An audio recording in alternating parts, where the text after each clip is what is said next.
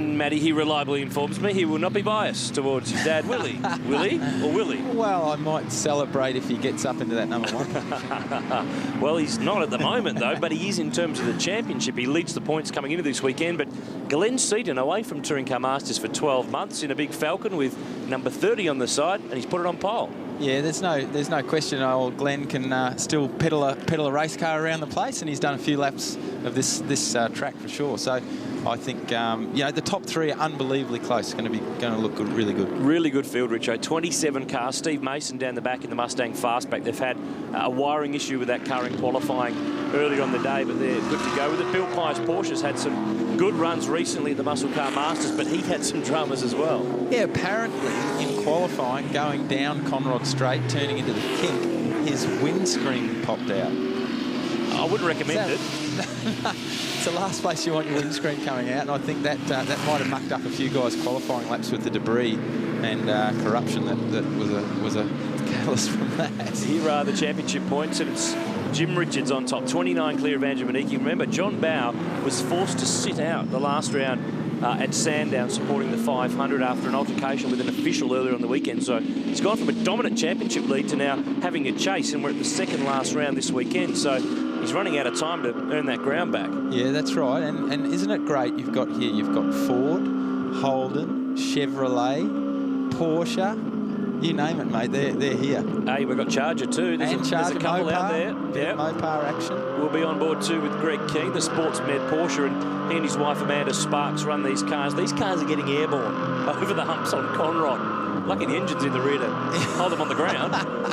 It's not something I'd be wanting to do, that's for sure. A little bit different from your Carrera Cup car, I'd say. Ours are nicely glued to the ground. Thank you very much. How's that going so far this weekend? We'll see you in action so tomorrow. far so good. We've had one practice session so far, and we're number 2's coming up after V8 Supercar qualifying. Great field of cars, great mix. Look at the different colours and names, and on the front 2 rows of the grid, I've done some numbers, 99 combined Bathurst 1000 starts between Glenn Seaton, Andrew Medicki, Jim Richards and John Bowe. It's a Hall of Famer superstar front end of the grid. Well, it just goes to show too, you can never get that Bathurst itch out. You know, these guys, they could be kicking back in their lounge chairs watching at home, but they choose to get out there and get in these great old cars. And some people wear some strange and different outfits to the mountain, but there are fans of the Cleveland here, 351 GDHO.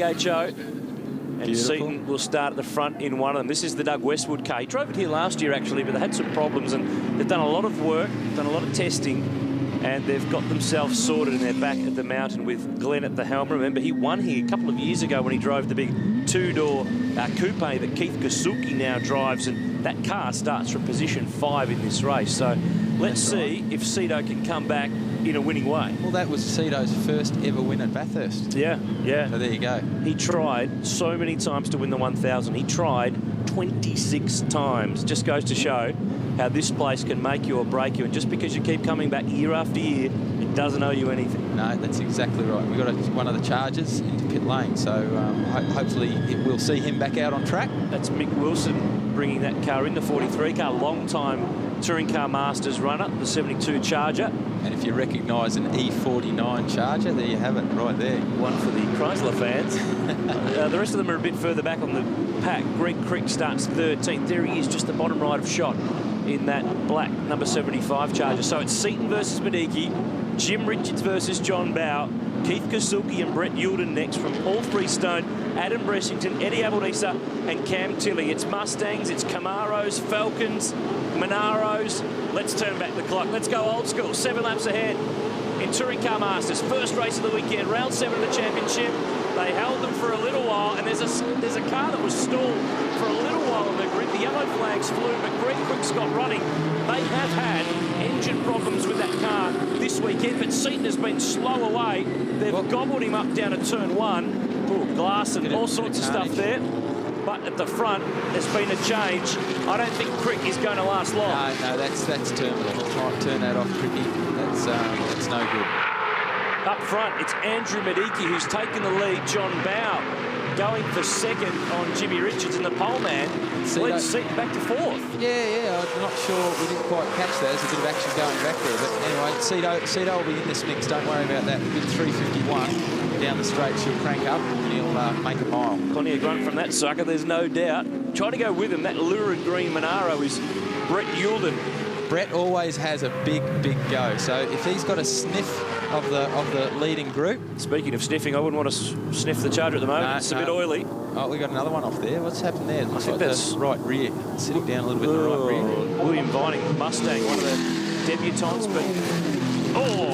was that a car wide? Yeah. No, they'll look all right, no problem. Mediki to the lead. Oh, yeah, it was. I thought there was someone in the fence. It was a very sharp flash. Paul Freestone in the Camaro, and he's hit the wall at what we call the grate over Reed Park, where you run out close to the wall and it's dragged itself all the way along. Yeah, cold tyres. That's really... and a detached tyre. Loose tyres, cold and loose. Come back. Where are you going? Or actually, that's not one of his. Oh, and that's Wayne Mercer. Safety car's out. And this tyre's keen to get back to pit lane. there's a fair old roll down the hill. It could possibly get there. I think it's run out of steam for the moment. It's got the speed wobbles at 0.1 of a kilometre per hour. Now it's stopped. No, it's unusual to see it without a wheel sitting inside it. It's nicely parallel parked, though. You can get a good view of the slightly grooved tyre that they run in Touring Car Masters. Let's have a look at the replay. That's Greg Crick's Charger cooking itself on the grid. The Porsche is a rocket off the start. It munches the big cars so easily because it just gets the traction. Look for Seaton. Look on pole. He just bogged it in a wheel spin. Mediki was away. JR down the outside. Bow as well. But look back here. I'd say Cricky's things had a bit of a meltdown on the line there. There was contact too between Wayne Mercer and Andrew Adams in the Camaro. And that is another Camaro that is not how it should be. Paul Freestone in the wall, safety car on the track, and Touring Car Masters slowing on down on the first lap.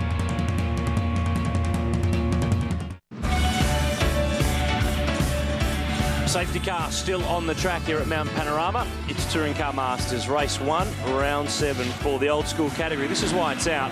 Paul Freestone, bang! 68 Camaro is pancaked, and it was his tyre that came off that car that was in the background there. Here it is. It's catching. There it goes. Chasing. It made it all the way around this corner. That was a massive hit. He's just gone too quick over the hill into Reed Park, into the grate area we call the grate, and just got it wrong. Like being out in the grass there. We call it the grate, Richard, because there is a metal grate basically at the turn-in point across that run. It's become the most famous grate in any road in the world. And that corner is great. Oh, Richo, it's my job to do the bad gags. Jeez.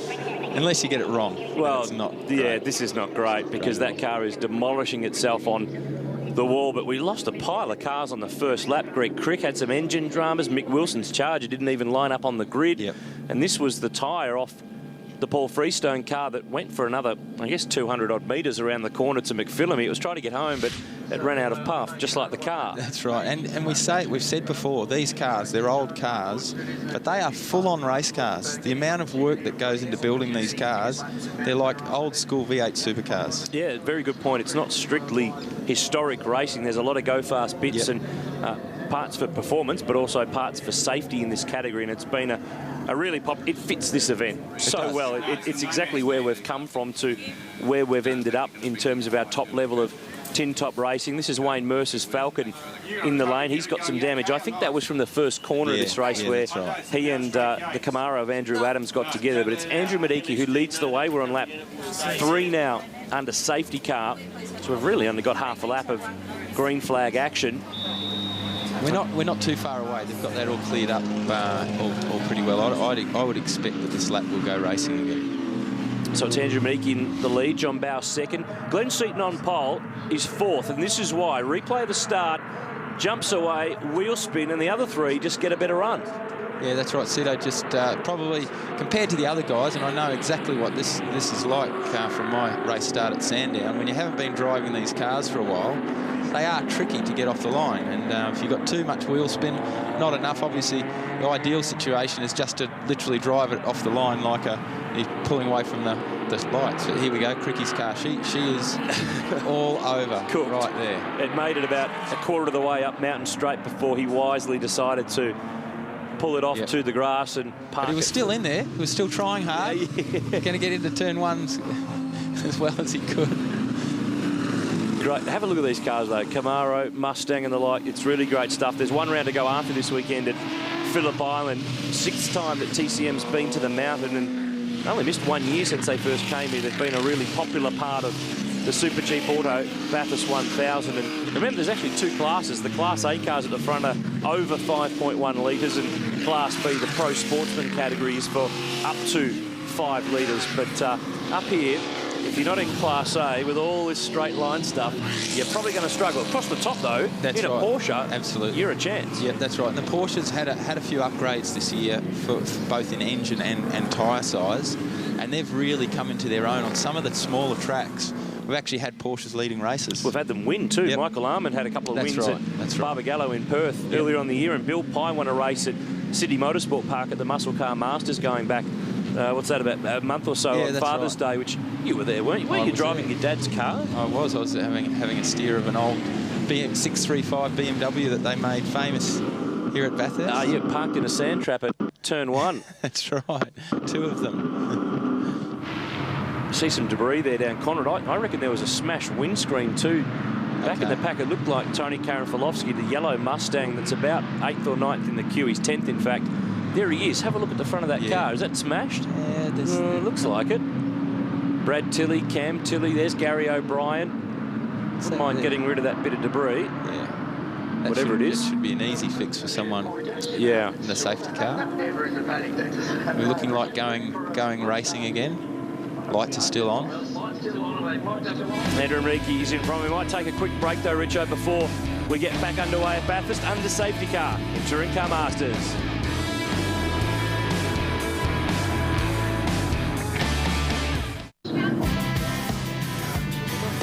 Back at the mountain with Touring Car Masters, and Andrew Medicki is in front, and that is the place to be because this race will finish under yellow flags. It is a time-certain finish, so the Camaro will pick up its 5th straight race win in Touring Car Masters this year.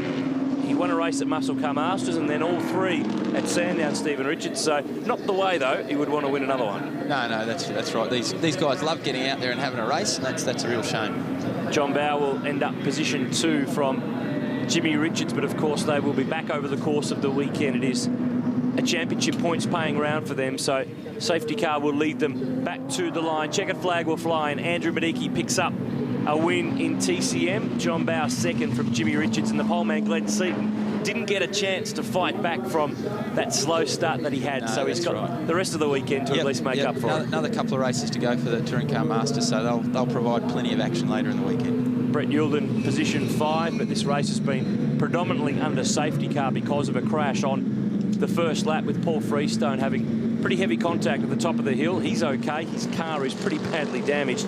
Brett Yulden in P5 from Keith Kasuki, then Adam Pressington, Eddie Abonisa, Mark King and Tony Karanfilovsky's Mustang round out the top 10. TCM